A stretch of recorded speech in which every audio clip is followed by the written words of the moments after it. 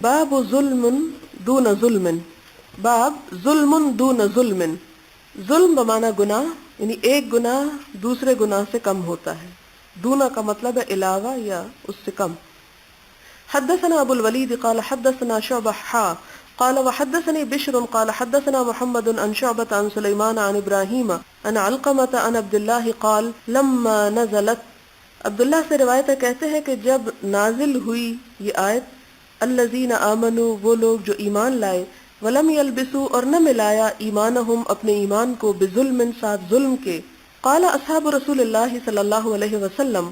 تو اصحاب رسول صلی اللہ علیہ وسلم نے عرض کیا اینا، کون سا ہم میں سے ایسا ہے کہ لم یظلم، اس نے کوئی ظلم نہ کیا ہو، یعنی اس نے کوئی گناہ نہ کیا ہو۔ فانزل اللہ، تو اللہ تعالیٰ نے نازل فرمائی یہ آیت ان الشرک لظلم عظیم، کہ بے شک شرک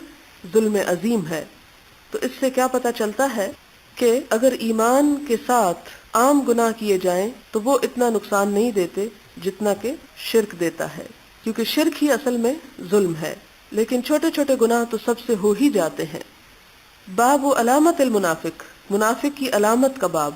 حدثنا سلیمان ابو الربیع قال حدثنا اسماعیل بن جعفر قال حدثنا نافع بن مالک بن ابی عامر ابو سہیل عن ابیہ عن ابی ہریرہ عن النبی صلی اللہ علیہ وسلم قال، نبی صلی اللہ علیہ وسلم نے فرمایا آیت المنافقی،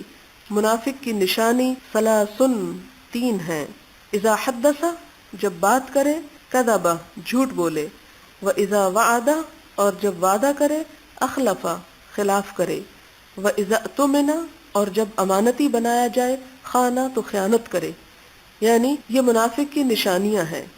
ایک اعتقادی نفاق ہوتا ہے جس میں ایک دل میں انسان کافر ہو، زبان سے لا الہ الا اللہ کا اظہار کرے، کچھ کام اسلام کے کرے، کچھ کفر کے کرے، اور دوسرا عملی نفاق۔ تو بعض لوگ جو دل میں کافر ہوتے ہیں ان کے عمل میں بھی یہ علامتیں پائی جاتی ہیں، یعنی وہ پھر ان چیزوں کا پاس رکھ نہیں سکتے، کیونکہ سچ بولنا، وعدہ پورا کرنا اور امانت کا لحاظ اور اس کی پاسداری کرنا یہ ایمان کے بغیر ممکن نہیں۔ لیکن بعض لوگوں کا ایمان اتنا مضبوط نہیں ہوتا، ہوتے وہ مومن ہے لیکن ایسے مضبوط مومن نہیں ہوتے کہ ان کے ایمان سے ان اعمال کی بھی مضبوطی آئے، اس لیے وہ عملی نفاق کا شکار ہو جاتے ہیں۔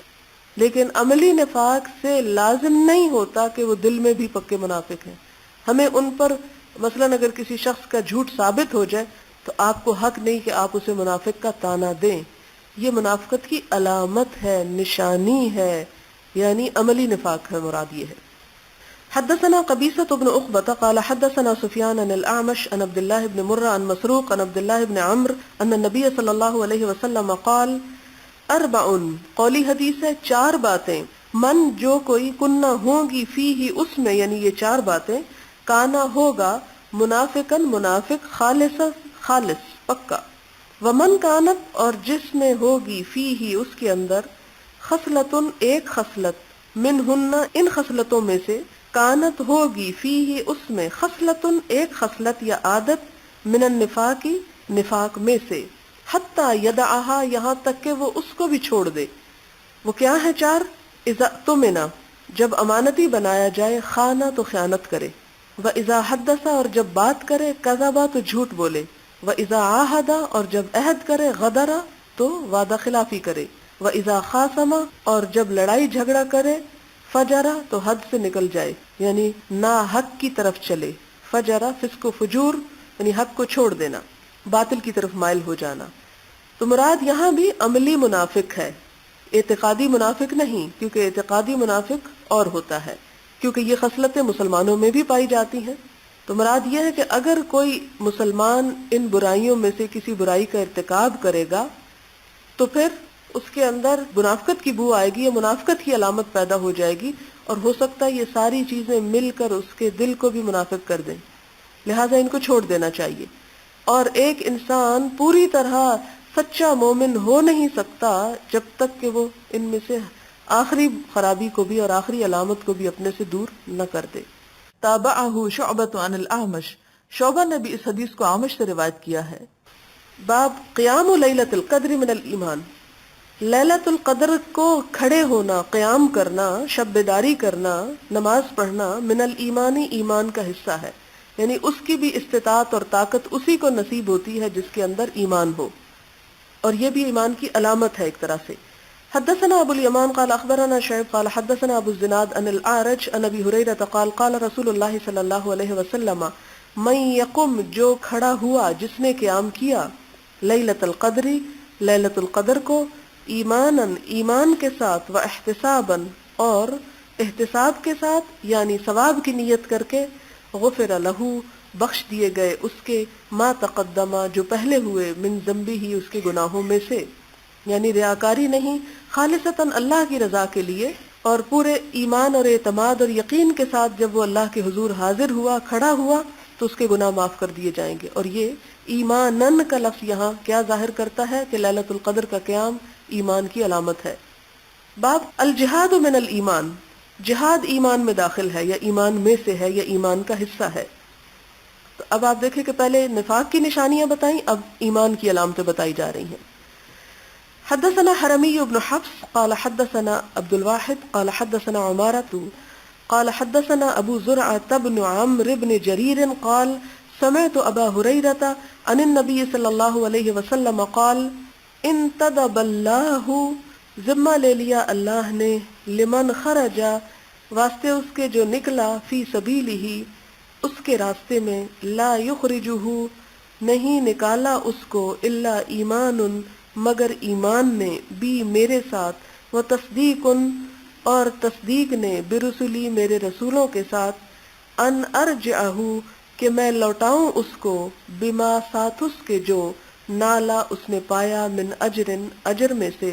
او غنیمتن یا غنیمت کے مال میں سے، او ادخلہ الجنہ یا میں داخل کروں اس کو جنت میں، ولولا اور اگر نہ ہوتا، ان اشق علی امتی کہ زیادہ مشقت والا میری امت پر، اور اگر یہ بات نہ ہوتی کہ میری امت پہ بڑا بھاری ہو جائے گا، ما قعدت نہ میں بیٹھتا، خلفا پیچھے، سریتن کسی سریے کے، وا اور، لوددت البتہ میں چاہتا ہوں، انی اقتلو کہ میں قتل کیا جاؤں، فی سبیل اللہ اللہ کے راستے میں، ثم احیا پھر میں زندگی دیا جاؤں، زندہ کیا جاؤں، ثم اقتل پھر میں قتل کیا جاؤں، ثم احیا پھر زندہ کیا جاؤں، ثم اقتل پھر قتل کیا جاؤں۔ یہاں پر حضور صلی اللہ علیہ وسلم کا فرمان ہے کہ اللہ تعالیٰ نے اس شخص کی ذمہ داری لے لی ہے، انتدبا اس کی کفالت کی ہے یا اس کے ثواب اور اس کی بہترین جزا کا وعدہ کر رکھا ہے، جو اللہ کے راستے میں نکلتا ہے یعنی جہاد کے لیے۔ اور کیوں نکلتا ہے؟ ایمان کی وجہ سے، لا یخرجہ الا ایمان بی کہ اللہ پر ایمان کی وجہ سے وہ اللہ کے راستے میں نکلتا ہے۔ تو جہاد کا تعلق کس سے ہو گیا؟ ایمان سے ہو گیا۔ وتصدیق برسلی اور میرے رسولوں کی تصدیق کرتے ہوئے نکلتا ہے، ان ارجعہ بما نال من اجر او غنیمت کہ میں کیا کروں، لوٹاؤں اس کو ساتھ اس کے جو اس نے پایا، مال غنیمت میں سے یا اجر میں سے، اور اللہ تعالیٰ کا ذمہ ہے کہ وہ کیا کریں، ادخلہ الجنہ اس کو جنت میں داخل کریں۔ اور آپ صلی اللہ علیہ وسلم پھر اپنی مثال دے کے فرماتے ہیں کہ اگر یہ بات نہ ہوتی کہ میری امت پہ بڑا بھاری ہو جائے گا کہ ہر جنگ میں شریک ہونا وہ اپنے اوپر لازم کر لیں گے، کیونکہ بعض اوقات ایسے حالات ہوتے ہیں کہ انسان چاہتے ہوئے بھی جہاد کے لیے نہیں نکل سکتا یا ہر شخص نہیں نکل سکتا، تو آپ فرماتے ہیں کہ میں ان جنگوں میں بھی ضرور شریک ہوتا جن میں میں اب شریک نہیں ہوتا۔ آپ کو معلوم ہے کہ دو بڑی اصطلاحیں، ایک غزوہ اور ایک سریہ۔ غزوہ اس جنگ کو کہتے ہیں جس میں آپ صلی اللہ علیہ وسلم خود شریک ہوئے، اور سریہ جو آپ نے بھیجا صحابہ کرام میں سے کسی کو امیر بنا کر لیکن خود اس میں شریک نہیں ہوئے، فرمایا کہ میں سریہ میں بھی خود شریک ہوتا، پیچھے نہ بیٹھتا، کیونکہ جہاد کا اتنا بڑا اجر ہے۔ اور میں تو اپنے لیے یہ چاہتا ہوں کہ میں تو اللہ کے راستے میں قتل کیا جاؤں، پھر زندگی ملے پھر قتل ہو جاؤں، پھر زندگی ملے پھر قتل ہو جاؤں، یعنی اتنا باعث لذت ہے اللہ کے راستے میں جان دینا۔ اور آپ نے اپنی مثال دے کر اس لیے فرمایا تاکہ دوسرے لوگوں کے اندر بھی اس کا شوق پیدا ہو، اور یہ شوق اسی وقت ہو سکتا ہے جب انسان کو اللہ تعالیٰ سے جزا ملنے کی توقع ہو، اللہ تعالیٰ کی ذات پر اعتماد، ایمان اور بھروسہ ہو۔ لہٰذا جہاد میں جانے والے اپنے ایمان کی گواہی دیتے ہیں، اور جہاد میں وہی جا سکتا ہے جس کے اندر ایمان ہوگا، اور اس کا شوق اتنا ہی کسی کے اندر ہوگا جتنا اس کے اندر ایمان کی قوت بھری ہوئی ہوگی۔ باب تطوع قیام رمضان من الایمان، تطوع نفل نماز پڑھنا، تطوع خوشی سے کرنا، قیام رمضان رمضان کا قیام یعنی رمضان کی راتوں میں تراویح پڑھنا جو ہے، من الایمان یہ بھی ایمان کا حصہ ہے، یہ بھی ایمان کی علامت ہے، ایمان کا جز ہے۔ حدثنا اسماعیل قال حدثني مالك عن ابن شهاب عن حمید بن عبد الرحمن عن ابی ہریرہ ان رسول اللہ صلی اللہ علیہ وسلم قال، آپ نے فرمایا، من قام رمضان، جس نے قیام کیا رمضان کو یعنی رمضان کی راتوں میں، ایمانا ایمان کے ساتھ، و احتسابا اور نیت اجر کی ہوئی، احتساب حسبہ سے ہے، آگے اس کی وضاحت آئے گی، غفر لہ بخش دیے گئے اس کے ما تقدم جو پہلے ہوئے، من ذنبہ اس کے گناہوں میں سے۔ بعض لوگ سوال کرتے ہیں جی تراویح پڑھنا ضروری ہے، کوئی فرض ہے؟ جی فرض نہیں، لیکن ایمان کی علامت ہے، اللہ سے محبت کا اظہار ہے، اور جو اسی نیت سے یعنی اپنے رب کی خاطر اس نماز کو، خواہ وہ فرض نہیں تطوع ہے نفل ہے، ادا کرے گا، اللہ تعالیٰ اس کے پچھلے گناہوں کو معاف فرما دیں گے۔ باب صوم رمضان احتساب من الایمان، رمضان کے روزے اجر کی نیت سے رکھنا یہ بھی ایمان کا حصہ ہے۔ حدثنا ابن سلام قال اخبرنا محمد بن فضيل قال حدثنا يحيى بن سعيد عن ابي سلمة عن ابي هريرة قال قال رسول الله صلى الله عليه وسلم من صام رمضان ایمانا واحتسابا غفر له ما تقدم من ذنبه، کہ جو شخص رمضان کے روزے ایمان اور احتساب کے ساتھ رکھے اس کے سارے پچھلے گناہ معاف کر دیے جائیں گے۔ یہ بھی ایمان کا اظہار ہے، اور یہ حدیث کیوں لائے ہیں کہ جو شروع میں آیا تھا کہ اسلام کی بنیاد 5 باتوں پر ہے اور اس میں رمضان کے روزے بھی شامل تھے، لہٰذا اس کی یہ تفسیر لا رہے ہیں یہاں پر امام بخاری۔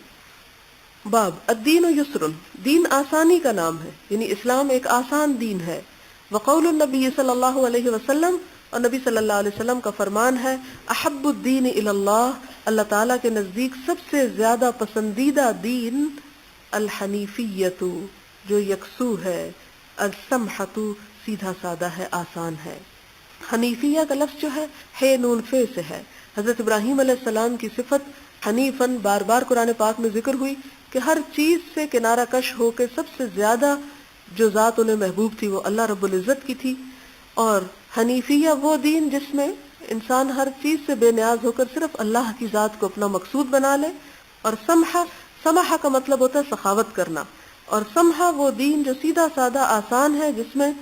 سخاوت اور دینے کا درس ملتا ہے، جو دوسروں کے لیے دلوں کو کھولتا ہے۔ تو یہ اللہ تعالیٰ کے نزدیک سب سے زیادہ پسندیدہ ہے، یعنی دین میں 2 پسندیدہ ترین علامات ہیں، نمبر 1 یکسو ہو جانا اللہ کے لیے، اور نمبر 2 لوگوں سے لینے کی بجائے ان کو دینے والا بننا، یعنی سخاوت کی صفت اپنے اندر پیدا کرنا۔ اس کے لیے دلیل لاتے حدیث میں، حدثنا عبد السلام ابن مطہر قال حدثنا عمر بن علی عن معن بن محمد الغفاری عن سعید بن ابی سعید المقبوری عن ابی ہریرہ عن النبی صلی اللہ علیہ وسلم قال، آپ صلی اللہ علیہ وسلم نے فرمایا، ان الدین یسر، بے شک دین آسانی کا نام ہے، ولن اور ہرگز نہیں، یشاد مقابلہ کرے گا، الدین دین سے، احد کوئی ایک، اللہ مگر غلبہ غالب آ جائے گا اس پر، یعنی دین اس پہ غلبہ پا جائے گا۔ فسددو پس ٹھیک رستے پہ چلو، درست چلو، وقاربو اور قریب رہو، وابشرو اور خوش رہو، واستعینو اور مدد لو، بالغدوتی صبح کی چہل قدمی سے، والروحتی اور شام کی چہل قدمی سے، وشیء من الدلجتی اور اخیر رات کی چہل قدمی سے۔ اس کا مطلب کیا ہے؟ آپ صلی اللہ علیہ وسلم نے فرمایا کہ دین آسانی کا نام ہے، یعنی دین میں سختی نہ کرو، ضرورت سے زیادہ اپنے اوپر بوجھ نہ لا دو۔ وَلَن يُشَادَّ الدِّينَ أَحَدٌ، اور جو کوئی دین کے معاملے میں سختی برتے گا، دین سے مقابلہ کرے گا، دین میں حد سے بڑھنے کی کوشش کرے گا، ایکسٹریمسٹ ہو جائے گا، تو کیا ہوگا؟ اللہ غلبہ، دین اس پہ غالب آ جائے گا، یعنی وہ ایسا کرنے کے قابل نہیں ہے۔ مراد اس سے کیا ہے؟ مثلا اللہ تعالیٰ نے 5 نمازیں فرض کی ہیں، اگر کوئی شخص اپنے اوپر 7 یا 10 نمازیں فرض کر رہا ہے، یا نوافل کو بھی فرض کے درجے میں پڑھتا ہے، تو ایسا شخص نبھا نہ سکے گا۔ اس کا یہ مطلب نہیں کہ انسان کہے کہ جی میرا دل نہیں چاہ رہا نماز پڑھنے کو، تو دین آسانی کا دین ہے اس لیے اس کو چھوڑ دیا جائے، یہ نہیں مراد۔ جو فرض ہے وہ فرض ہے، وہ تو اللہ تعالیٰ نے عائد ہی اتنے کیے جو انسان کے بس میں ہے، استطاعت میں ہے۔ یہاں مراد کیا ہے؟ مراد اس سے وہ ہے جو آگے آ رہی ہے، فسددو، سب سے پہلے درست چلو، ٹھیک ہو کر چلو، یعنی دین میں اعتدال کس چیز کا معنی ہے کہ جو فرائض ہے ان کو صحیح طور پر ادا کرو، یعنی الزم السداد والسداد هو الاعتدال، یعنی اعتدال کی راہ اختیار کرو، اور اگر یہ نہ کر سکو قاربو تو اعتدال سے قریب رہو، افراط اور تفریط سے بچو، نہ کوئی کام حد سے زیادہ کرو اور نہ فرض کو بھی چھوڑ دو، یہ دونوں چیزیں نہیں درست، یعنی قاربو درستی کے قریب تر رہو، وابشروا اور خوشخبری دیا کرو اور خوش رہا کرو، یعنی ہمارے ہاں دین کا کیا تصور ہے کہ جو شخص دیندار ہو وہ ہنسے نہ، اس کے ماتھے پہ تیوریاں چڑھی ہوئی ہوں، اس کا لہجہ خشک ہو، وہ دوسروں کے ساتھ ڈانٹ ڈپٹ کا رویہ اختیار کرے، اور وہ زندگی کی کسی نعمت سے متمتع نہ ہو، یہ دین نہیں ہے۔ ابشروا یعنی خوشخبری دیا کرو، خوش رہا کرو، کیونکہ کیا کہا جاتا ہے کہ مومن کے چہرے پہ بشاشت ہوتی ہے، دل اس کا غمگین ہوتا ہے،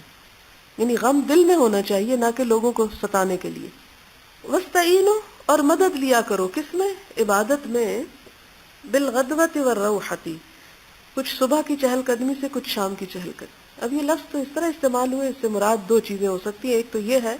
کہ انسان کیا کرے، یعنی اپنے جسم کا بھی حق ادا کرے، اور اس میں یہ چہل قدمی کی بات ہوئی، اور کچھ علماء نے اس کا معنی صبح اور شام کی عبادت لی ہے، کہ جیسے نماز پڑھتا ہے انسان صبح گھر سے نکل کر، خاص طور پر مرد مسجد میں جاتے ہیں تو کیا کر رہے، چہل قدمی کر کے جاتے ہیں، یعنی اگر کوئی شخص دن کے کناروں پہ، رات کے کناروں پر نماز پڑھ لیتا ہے تو گویا وہ اعتدال کے دین پر ہے، وہ ایکسٹریمسٹ نہیں ہے۔ وَشَيْءٍ مِّنَ الدُّلْجَةِ اور رات کے ایک حصے میں بھی کچھ چہل قدمی سے مدد لو، یعنی نفل وغیرہ بھی، تہجد بھی پڑھ سکتے ہو، تہجد پڑھنے والا بھی اعتدال میں ہی ہے، لیکن ساری رات جاگ کے گزارے انسان اور رات کا کچھ حصہ بھی نہ سوئے، جیسا کہ وہ ایک حدیث میں آئے گا کہ ایک عورت کے بارے میں حضرت عائشہ نے حضور صلی اللہ علیہ وسلم کو بتایا کہ یہ ساری رات جاگتی ہیں اور سوتی نہیں، تو آپ نے اس کو ناپسند فرمایا۔ یہ ہے حد سے بڑھنا۔ سوال ہے کہ وہ جو جہنم سے نکالے ہوئے لوگوں کے جسم اگیں گے تو کیا وہ باریک دانے ہو جائیں گے؟ یہ نہیں ہے، قرآن پاک میں ہمیں ملتا ہے کہ ان کی کھالیں جل جائیں گی اور پھر کھال بدل جائے گی، پھر بدلی جائے گی، مراد یہ کہ جسم تو جسم ہی ہوں گے، اور جلی ہوئی کھالیں کوئلے کی طرح لا کے ڈالے جائیں گے تو پھر وہ اس طرح اگیں گے جیسے ایک بیج اگتا ہے، اور اس سے مراد یہ نہیں ہے کہ وہ باریک پس جائیں گے۔ ایک اور سوال ہے کہ حضور صلی اللہ علیہ وسلم نے فرمایا کہ اے سعد، میں ایک شخص کو کچھ دیتا ہوں اور دوسرے شخص کو اس سے اچھا سمجھتا ہوں، مجھے ڈر ہے کہ کہیں اللہ اس کو اوندے منہ دھکیل نہ دے۔ اس سے مراد یہ ہے کہ ایک شخص ایمان کے نچلے درجے پہ ہوتا ہے، اگر اس کو بیت المال سے نہیں دیا جائے گا، جیسے مؤلفۃ القلوب کا قرآن پاک میں ذکر آتا ہے، تو وہ ہو سکتا ہے دین کو ہی چھوڑ کے کفر کی طرف پلٹ جائے اور لا الہ کا ہی انکار کر دے، اللہ رسول کا انکار کر دے۔ تو آپ صلی اللہ علیہ وسلم کا طریقہ یہ ہوتا تھا کہ جو سچے اور پکے اور اپنے مومن تھے ان کو بعض اوقات یعنی دینے کے معاملے میں پیچھے رکھتے، اور ایسے لوگوں کی دلجوئی کے لیے کہ وہ اسلام سے محبت کر سکے ان کو ترجیح دیتے تھے۔ ایک سوال ہے کہ حدیث میں بعض اوقات آتا ہے کہ ان فلان، تو ہمیں کیسے پتہ چلتا ہے اس کا نام؟ اس کے لیے باقاعدہ کتابیں لکھی گئی ہیں المبہمات کے نام سے، کہ احادیث میں جہاں کسی شخص کا نام واضح طور پہ نہیں بتایا گیا تو اس سے مراد کون ہوتا ہے، اس کا نام کیا ہوتا ہے، تو اس پہ پوری کتابیں موجود ہیں۔ الاسماء المبہمہ خطیب بغدادی کی کتاب ہے، اسی طرح اور بھی بہت سی ہیں، ان سے یہ معلوم کیا جا سکتا ہے، لیکن چونکہ وقت کم ہوتا ہے اس لیے ایچ اینڈ ایوری ورڈ کو بہت ڈیٹیل میں ایکسپلین نہیں کیا جا سکتا، تو چونکہ ہمارا اصل مقصد اس وقت حدیث سے ایک طرح سے مانوس ہونا ہے، گزرنا ہے، اور اسے ایک دفعہ اپنی زندگی میں یا اپنے دماغ سے ان چیزوں کو گزار دینا ہے۔ تحقیق کے اور اس کے اندر تفصیل کے اور علمی نکات جو ہیں وہ بہت اور بھی ہیں۔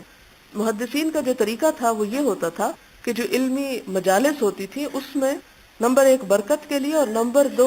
علم کے لیے، اور پھر اس علم کی برکت سے کچھ نہ کچھ عمل کے لیے احادیث کو اس طرح یعنی اتنا بھی بعض اوقات ایکسپلین نہیں کیا جاتا تھا جتنا میں کر رہی ہوں، یعنی چونکہ ان کے ہاں تو یہ بہت ساری چیزیں نون تھی، ہم تو ان سب سے اجنبی ہو کے رہ گئے، اس لیے ہماری ضرورت ہے کہ ہلکا سا اس کو وضاحت بھی اس کی جائے۔ یعنی اس کی قرات اس طرح ہوتی تھی کہ جیسے قرآن کی تلاوت ہوتی ہے، تو اب بھی آپ مدارس میں جا کے دیکھیں تو جب بخاری شریف پڑھائی جاتی ہے تو اس میں صرف ریڈنگ ہوتی، کہیں کہیں رک کے کوئی بات واضح کر دی جاتی ہے۔ تو اس لیے میں نے نہ تو ایک افراد کا رستہ اختیار کیا، نہ تفرید کا، نہ ایک کہ میں بہت ڈیٹیل میں جاؤں، اور نہ دوسرا کہ جس میں کچھ بھی نہ بتایا جائے اور صرف ترجمہ کیا جائے، تو ہلکا پھلکا اتنا کہ وہ احادیث کچھ نہ کچھ مانوس ہم ان سے ہو جائیں کہ کہیں اور پڑھیں تو تو ان کا بنیادی مطلب جو ہے وہ ہمیں معلوم ہو۔ یہ حضرت سعد کے وہ حدیث جس میں وہ تکرار کر رہے تھے بار بار حضور صلی اللہ علیہ وسلم سے کہ اس شخص کو آپ کیوں نہیں دے رہے، اور وہ کہہ رہے تھے یہ تو بڑا مومن ہے، تو آپ نے فرمایا مسلمن، یعنی مومن نہ کہو مسلم کہو۔ تو پھر یہ اگر وہ اتنا ہی اچھا تھا کہ جس کی اچھائی کو سامنے رکھتے ہوئے آپ نے اس کو چھوڑ کر دوسروں کو دے دیا، تو اس کو مومن کیوں نہ کہا؟ آپ صلی اللہ علیہ وسلم کے فرمانے کا مطلب یہ تھا کہ کسی بھی شخص کے دل میں کسی نے جھانک کر نہیں دیکھا کہ کسی کے بھی ایمان کا حال کیا ہے، لہذا کسی کے بھی ایمان کے تم دعوے نہ کرو، اس کی ظاہری حالت پر اس سے معاملہ کرو۔ تو مسلم ظاہری حالت ہے، یعنی اس کی ظاہری حالت دوسروں کی نسبت اسلام میں اچھی ہے، اس لیے مومن نہ کہو مسلم کہو۔ خاوند کی ناشکری بھی کفر ہے، اور ایک کفر دوسرے سے کم ہوتا ہے، اس کا کیا مطلب ہے؟ یعنی ایک تو اللہ تعالیٰ کی ناشکری ہے اور ایک شوہر کی، تو ان دونوں کے درجے میں فرق ہے۔ اللہ تعالیٰ کی ناشکری شوہر کی ناشکری سے بڑی ہے کہ اس کے احسانات ہم پر بڑے ہیں۔ تو کفر دون کفر کا مطلب یہ ہے کہ ایک کفر بہت بڑے درجے کا کفر ہوتا ہے، لیکن دوسرا بھی کفر ہو سکتا ہے یا ناشکری ہو سکتی ہے، لیکن وہ درجے میں کم ہوتی ہے۔ حدیث سے یہ پتہ چلتا ہے کہ عورت شوہر کی ناشکری کی وجہ سے جہنم میں دیکھی گئی ہے، لیکن اگر شوہر ایسی بات اپنی بیوی سے کہے کہ میں نے تم میں کوئی بھلائی نہیں دیکھی، تو شوہر کے بارے میں کیا حکم ہے؟ اب دیکھیں کہ جہنم میں صرف عورتیں ہی نہیں ہوں گی، مرد بھی ہوں گے۔ یہاں پر لفظ استعمال ہوا ہے یکفرن العشیر، اور عشیر کا لفظ جو ہے یہ عورت کے لیے اور مرد کے لیے دونوں کے لیے استعمال ہوتا ہے۔ احسان کی ناشکری جو ہے بدترین گناہوں میں سے ہے۔ مثال کے طور پر قرآن پاک میں آپ پڑھتے ہیں کہ جب ایک شخص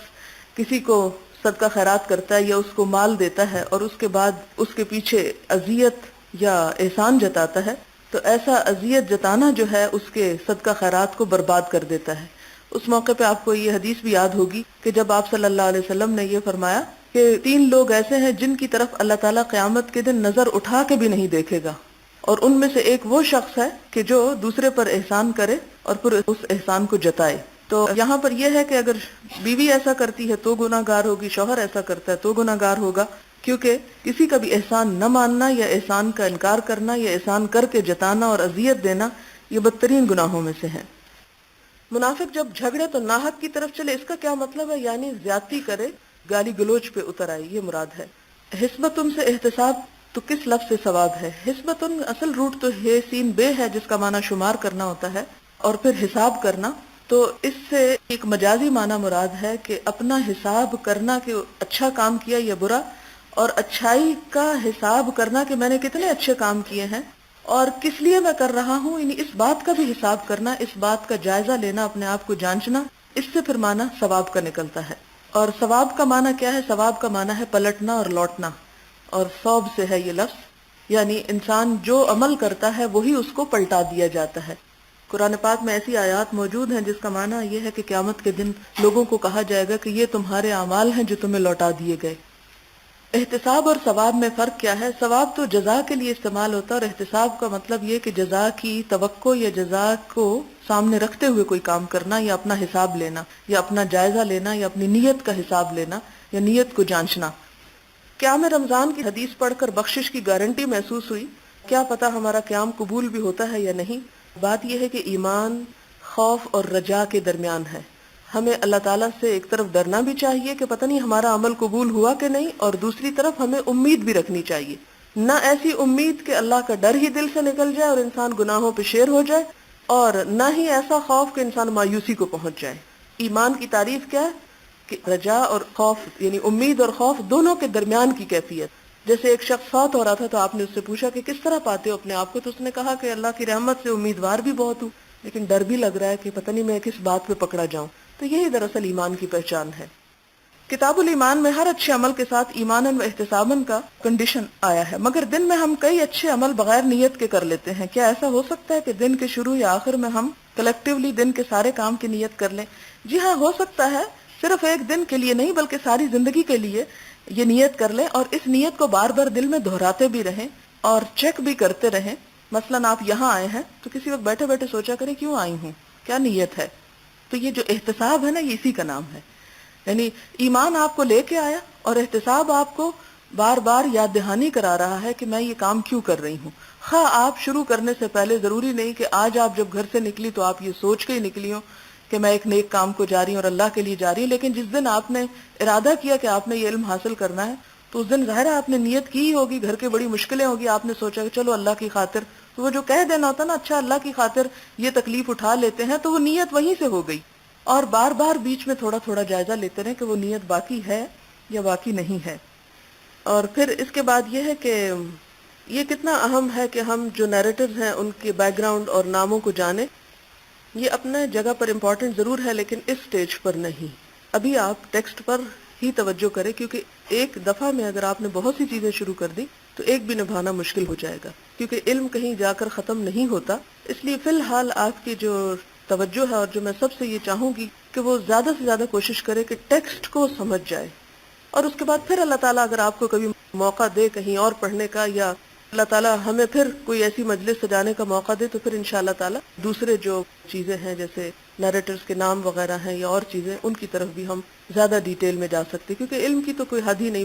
تمام حاضرین محفل کی انفارمیشن کے لیے بتا دیجئے کہ حدیث رسول پاک صلی اللہ علیہ وسلم کے آداب کیا ہے. میرا مطلب ہے کہ قرآن پاک کی طرح بغیر وضو اور پیریڈز کے دنوں میں بھی عربی ٹیکسٹ کو ٹچ کرنا منع ہے. نہیں، حدیث کے الفاظ اس طرح نہیں ہے جیسے قرآن پاک کے الفاظ ہیں. پیریڈز کے دنوں میں اس کتاب کو پکڑ بھی سکتی ہیں اور عربک ورژن کو ٹچ بھی کر سکتی ہیں، لیکن یہ کہ احتیاط بہتر ہے اور جتنا بھی ادب اور احترام ہم ہو سکتے کریں. لیکن اس کو ان دنوں میں پڑھا بھی جا سکتا ہے اور کتاب کو اٹھایا بھی جا سکتا ہے، اور ایون اگر لکھتے ہوئے کوئی ورڈز آ جائیں بیچ میں حدیث کے ہاتھ کے نیچے تو کوئی حرج نہیں. لیکن یہ دیکھ لیے کہ ساتھ ساتھ آیات بھی ہوتی ہیں، تو ایسا نہ ہو کہ آپ اتنی بے احتیاطی کریں کہ بیچ میں آیات بھی ساتھ ہی چھو لی جائیں. تو اس لیے بغیر وضو کے، کیونکہ وضو کی اپنی ایک برکت ہوتی ہے، ایک روحانیت انسان کے اندر ہوتی ہے، تو علم کے سیکھنے اور سکھانے میں وہ چیز بہت مفید ہوتی ہے. تو حت الوسع اگر ہو سکے تو وضو کے ساتھ ہی رہے. وآخر دعوانا ان الحمد للہ رب العالمین. سبحانك اللهم وبحمدك نشهد أن لا إله إلا أنت نستغفرك ونتوب إليك. والسلام عليكم ورحمة الله وبركاته.